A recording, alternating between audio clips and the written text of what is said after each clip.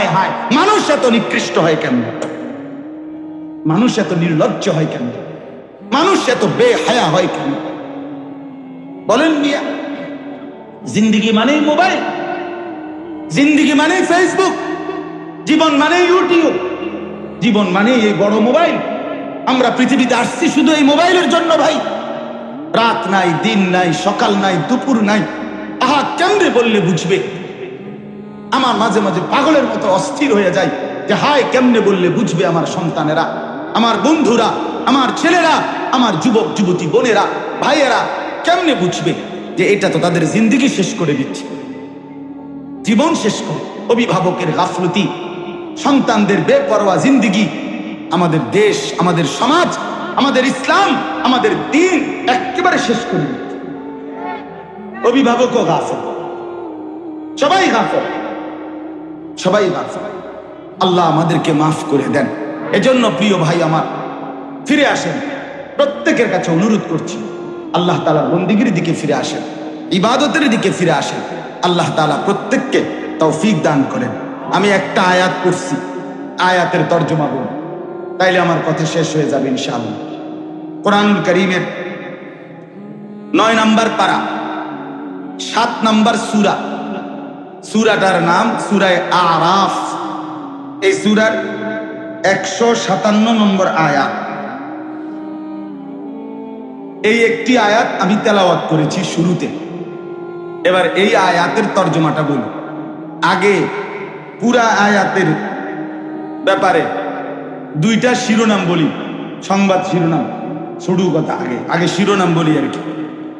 শিরোনামটা হলো এই, আল্লাহ তাআলা এখানে 2টা কথা বলছেন, মৌলিক কথা। এই একটি আয়াত, এক হলো আল্লাযীনা ইয়াত্তাবিউনার রাসূল। কথাটা খেয়াল করেন, শুনতেছেন সবাই? আল্লাহ তাআলা বলেন যারা অনুসরণ করবে রাসূলকে। কাকে? এই একটা কথা।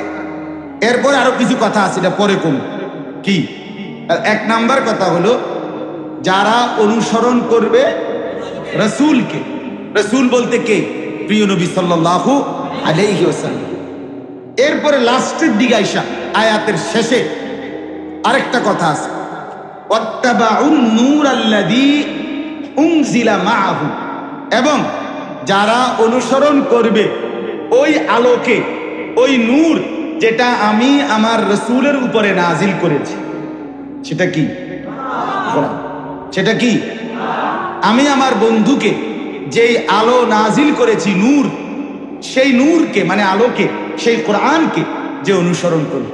তাইলে অনুসরণের বস্তু 2টা। অনুসরণের বস্তু কয়টা? একটা হলো কোরআন, আর একটা হলো কি?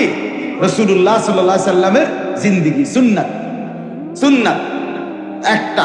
তাইলে আল্লাহ তাআলা বলেন আল্লাযীনা ইয়াত্তাবিউনার রাসূল, যারা অনুসরণ করবে রাসূলকে, আর ওয়াত্তাবাউন নূরাল্লাযী উনজিলা মাআহু, এবং যারা কোরআনকে অনুসরণ করবে, আল্লাহ বলেন তাদের ফলাফল কি হবে?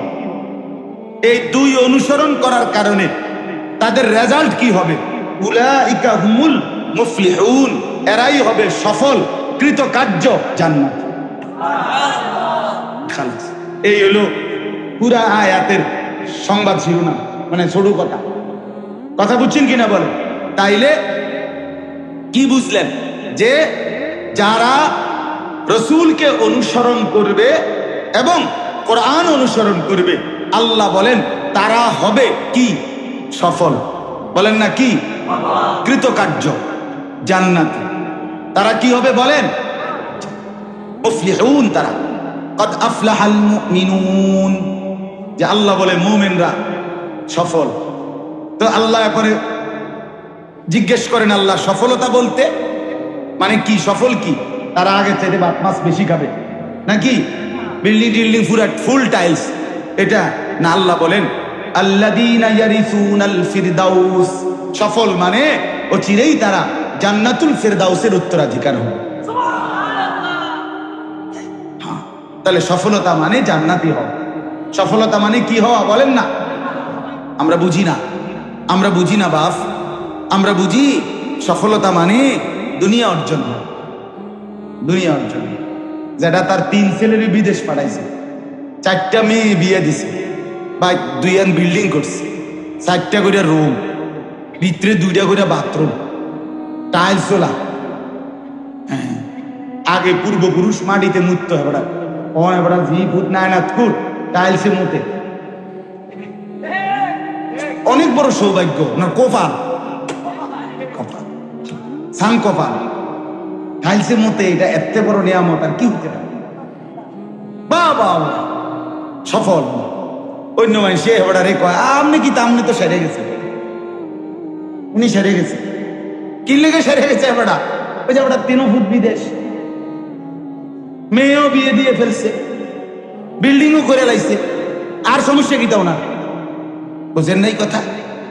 আমরা মনে করি উনি সেরে গেছে, উনি সফল, উনি কৃতকার্য। আমি যদি প্রশ্ন করি, আপনার 3 ছেলে 3 জন নামাজ পড়ে তো?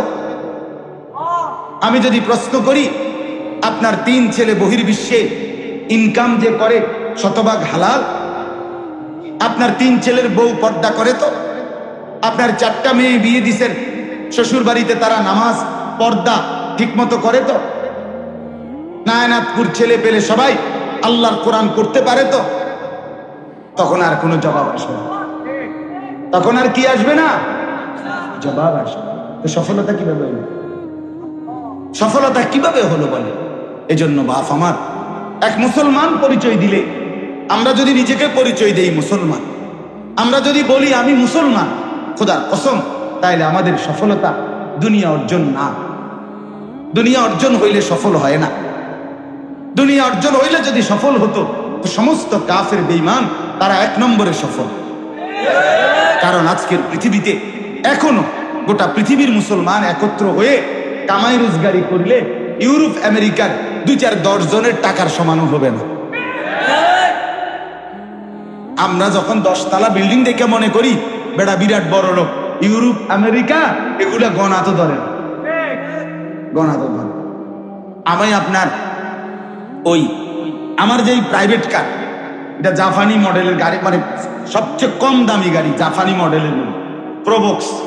এটা হলো সব জাপানি মডেলের প্রাইভেট কারের মধ্যে সবচেয়ে কম দাম, যেটা 8,60,000 টাকা দিয়ে আমি কিনছি। তো আমি পরে খবর নিলাম, এটা হলো ওই দেশে তারা তাদের বাজার খরচা টরচা মাল টাল, হ্যাঁ, এবং ছাগল টাগল লইয়া এটার ভিত্তি করে মাল নেয়। এইটা হইলো আমি চলি বেল আসেনি কোনো ছাত্রামি করে কথা বলেন না কেন? মানে যেটি দিয়ে হারা কি করে, আপনার এই ফাঙ্গাস তেলাপিয়া দৈন্যতা কাঁচামরিচ নেই ভাই। তাইলে দুনিয়া নিয়ে অহংকার করার কোনো লাভ নেই, কোনো লাভ। আরো কামাই করলেও দুশ্মনের বেঈমানের দুনিয়ার মাল আর সম্পদের মতো মুসলমান ধারে যাইতে পারবে না। কেন পারবে না? প্রশ্ন হলো, রব্বুল আলামিনের ওয়াদা, দুনিয়া আমি আমার ইমানদার বান্দাদেরকে পূর্ণ দেব না। কথা বলেন না কেন? আল্লাহ নিজে বলছে আমি দেব না বেটা, আমি আমার ইমানদার বান্দাকে জান্নাতে আখিরাতে পূর্ণ নিয়ামত দেব। সেদিন তারা ফালা তা'লামু নাফসুম মা উখফিয়া লাহুম মিন কুররাতি আ'য়ুন, দেখবে জান্নাতের নিয়ামত, এক নজরে চোখ ঠান্ডা হয়ে যায়, চোখ ঠান্ডা হয়ে যায়। এজন্য বললাম সফলতা আখিরাত, সফলতা জান্নাত, সফলতা ডান হাতে আমলনামা পাওয়া, সফলতা কবরে 3টা প্রশ্নের জবাব ঠিক মতো দিতে পারা, সফলতা হাসরের ময়দানে মিজানের পাল্লায় নেকি ভারী হওয়া, সফলতা ফুলসেরাত বিজলির মতো পার হওয়া, সফলতা অনন্তকালের জান্নাত লাভ করা, সফলতা আল্লাহ তাআলার দিদার নসিব হওয়া, সফলতা রব্বুল আলামিনের সন্তুষ্টি লাভ করা। ওয়া রিদওয়ানুম মিনাল্লাহি আকবার। আল্লাহ বলেন আমার সন্তুষ্টি সেটাই হচ্ছে সবচেয়ে বড়, সবচেয়ে বড়।